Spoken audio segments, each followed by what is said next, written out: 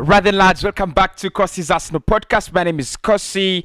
Happy new week, happy new month. We continue to enjoy our victories. We continue to enjoy our road to the UEFA Champions League. Yesterday, obviously, we did beat Westham 2-1. I was about to say 3-1 because it was not a thriller. But again, Arsenal managed to scope some couple of chances into the back of the net. So in this video, let's look at the 5 things we learned from Arsenal 2, Westham 1 at the Upton Park. I love calling it the Upton Park. I think they've changed it. I think now they call it the is it the Olympic Stadium, but I still love to call it the Upton Park. So a couple of positives to take away from that game. And I think Mikel Arteta, this is one where he's gonna be very, very happy. We'll talk about this. We'll talk about Saka's injury and a couple of injury issues with Tomiyasu in the upcoming video. So make sure you also do tune in and watch that. So if you don't want to miss any video, make sure you subscribe to the channel and also make sure you hit the like button and that notification bell. There you will never miss a video. I rarely premiere my videos these days. So if you want to watch them through notifications, the only way you can do it is by subscribing and hitting the notification bell. If you don't do that, you'll either watch my videos later or you'll not even find them on YouTube. Number one, I think we were terrible, but we got the job done. Look, this is no hiding place, lads. We were really, really terrible in that game. The first half, horrendous, absolutely horrendous. The second half, Westham, 63% ball possession. I thought we were gonna lose that one, honestly. But Arsenal, I mean, someone told me in the comments on my instant match reaction, and I think that was a very, very great point. He told me, Cossy, at times you don't need to win so well. At times those ugly wins also really, really matter. And probably for me, that is the difference with Arsenal this season and Arsenal last season. Last season,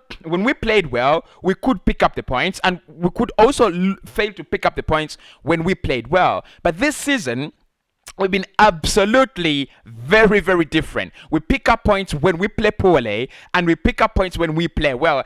And that's the difference between us and Manchester United, us and Tottenham, and us and West Ham. And that's why we're leading that top four race. And now our chances are becoming clearer and clearer to go to Europe. Because look, yesterday, people, that first half, it could have ended 3-0 in favor of West Ham. They had the chances, big job done by Rob Holding and Aaron Ramsdale to stop those shots from Declan Rice, Jarrod Bowen in the first half. And I think also we had a shot from Said Benrahma, and we held in there. So good. I always talk about the character. I always talk about us not having that that spirited performance. And in the last 3 games, I don't think we've seen a quality Arsenal side. Probably against Leeds, we might see a better side, because Leeds do play an open game, and Arsenal really love to have to have themselves on the ball and just break through those lines and utilize those spaces left by clubs like Leeds.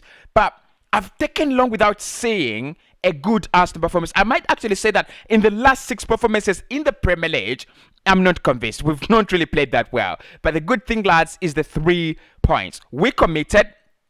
We were more committed than West Ham. I think the difference in that game was Arsenal wanted more than West Ham. We wanted the 3 points more than West Ham. We were committing into challenges. We knew we knew exactly what we were trying to do, despite the fact that we didn't have very many chances created, at least chances that you feel that those should be buried. I mean, look, those Nketiah chances, they were not chances. Those were half chances, right? Those were half chances. But look, bottom point, we were terrible, but we picked up the 3 points. I don't care, even if we go to the end of the season playing like that, but then we pick up the points. I wouldn't care. We have to win each and every of our remaining games to qualify for the top 4. It's a very, very difficult task, but I also still believe Spurs at some point in time will drop points. I'm still waiting for that moment. Number 2 in the 5 things we learned, Nketiah continued his very good run. People, look, I think Nketiah's first game first very, very good game was against Chelsea. And we all said, look, Chelsea were a little bit sloppy. Those goals should have been, Chelsea side should not be conceding those goals and whatnot. But again, yesterday, we have seen a third consecutive performance, consistently good, from Nketiah. And I talked about this in the match reaction. I think Arsenal need to go for a striker that has the elements of Nketiah. Does Gabriel Jesus pressure, apply such pressures? Does he press that much? Maybe yes, maybe no. But Nketiah, I mean, look, if I'm Arsenal's technical director, if I'm Arsenal's sporting director, what I'm thinking about there is who the hell in the market has got those qualities. Someone who runs throughout the 90 minutes, someone who's got the ability to run at the defense, someone who's got the ability to just wait for for support, someone who's got the ability to always have a shot on goal. Because in that game again, I thought Arsenal's only outlet, especially in the second half, despite the fact that we had 9 shots on goal, 5 on target, it was Nketiah. Right, he was always putting himself in those positions where Martin Odegaard could pick him up, where Elneny could pick him up, and that is something that Lacazette really doesn't give Arsenal. That is something that you feel when a player like Alexander Lacazette is on the pitch, it's not there. He doesn't act like an outlet. Actually, what Lacazette does is he falls deep into almost the second line of defense, which is not really bad because again you want more numbers to strengthen the structure. But that spell, right, where Nketiah runs off the center line and attacks the Westham defense, it was always giving us some time to restructure, some breathing space, some breathing time, and also it gave us the opportunity to at least to press high up the pitch, which we know is something very important, especially when playing a team like Westham that are always going to come onto you. They have very, very good midfielders in Declan Rice and Mark Noble. Their possession was absolutely very, very fantastic. So I thought Nketiah really showed us the true qualities of the striker we need in the summer. Right? If you cannot press like that, if you cannot apply such pressures, if you cannot run at a Premier League defense like Eddie was doing yesterday, don't come close to my squad. Don't come close to my team. It will be a wastage of time. And that's why I think players like Marcus Rashford are always going to find it hard to be accepted by the Arsenal fan, because you need to be working hard. You need to be a hard worker, right? To work, to play in this Arsenal side. I don't think Rashford really works hard. Number 3, I want to say shout out to Mohamed Elneny. Another beautiful performance, another solid performance from Mohamed Elneny. Many people didn't even try to give him man of the match, though I did mention him on my candidates that I thought really did very well. I thought he was better than Xhaka. I looked at the Arsenal pick, the Arsenal official picks of man of the match. They selected Rob Holding, Xhaka, Elneny, and Eddie Nketiah. Right? They selected those 4. But for me, I think Mohamed Elneny had by far a better game than Granit Xhaka, and this is the reason. Look. Yesterday, what we had to do, the first role of every player in that team was to make sure that we do not concede. When we conceded a first, we had to make sure that we do not concede a second. And I saw Mohamed Elneny literally providing that cover to the back line. We didn't see, in the second half, those lads didn't have a shot on target. He was, look. There are so many players that you think are press proof. In Jared Bowen, I think Bowen could be press proof. You have Saben Rama, who was really, really quietened by Elneny and Tomiyasu.